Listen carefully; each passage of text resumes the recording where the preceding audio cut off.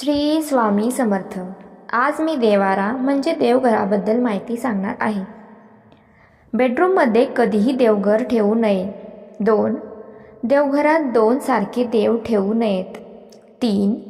देवघरातील देव हे 3 इंचापेक्षा मोठे नसावेत. 4. देवघरात कुठलेही वजन ठेवू नये, म्हणजेच आपल्या देवाऱ्यावर काहीही ठेवू नये. 5. देवघरात सकाळी तुपाचा दिवा व सायंकाळी तेलाचा दिवा लावावा. 6. देवघरात अगरबत्ती 1, 3, 5 या स्वरूपात लावावी. 7. देवघरात आतमध्ये अगरबत्ती लावू नये. 8. देवघराला कळस नसावा. 9. देवघरात कुलदैवताचा कळस हा आपल्या डाव्या हाताला असावा. 10. देवघरातील कळस हा पौर्णिमा ते पौर्णिमा बदलावा. 11. गणपतीला मध्यभागी ठेवावे. गणपतीच्या डाव्या बाजूला स्त्री देवता आणि उजव्या बाजूला पुरुष देवता ठेवाव्यात. 12.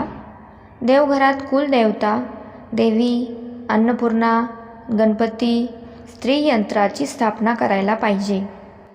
13. देवघरात पांडुरंग, बाळकृष्ण किंवा श्रीराम यापैकी एकच मूर्ती असावी. 14.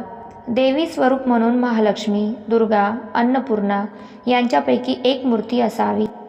15. देवघरात शंख, घंटा, कुळ धर्मातील कुल देवी देवतांचे टाक देवघरात असावेत. 16. देवघर किंवा देवारा हा वास्तूच्या ईशान्य दिशेलाच असावे, कारण ईशान्य दिशा ही देवांची दिशा होय. देव्हाऱ्यास 3 ते 4 पायऱ्या असाव्यात. पहिल्या पायरीवर श्री स्वामी महाराजांचे, देवांचे, कुलदेवतांचे फोटो ठेवावेत. दुसऱ्या पायरीवर कुलदेवतांचे व इतर देवांचे टाक ठेवावे. तिसऱ्या पायरीवर इष्टदैवत म्हणजेच डाव्या सोंडेचा गणपती, बाळकृष्ण, अन्नपूर्ण माता, महादेवांची पिंड, शंख, घंटा ठेवावेत. चौथ्या पायरीवर पितरांचे टाक ठेवावेत. देवाऱ्यात मासी लागलेले, अति जुनाट झालेले, पोकळ असलेले, रेबीट मारलेले देव किंवा टाक नसावेत.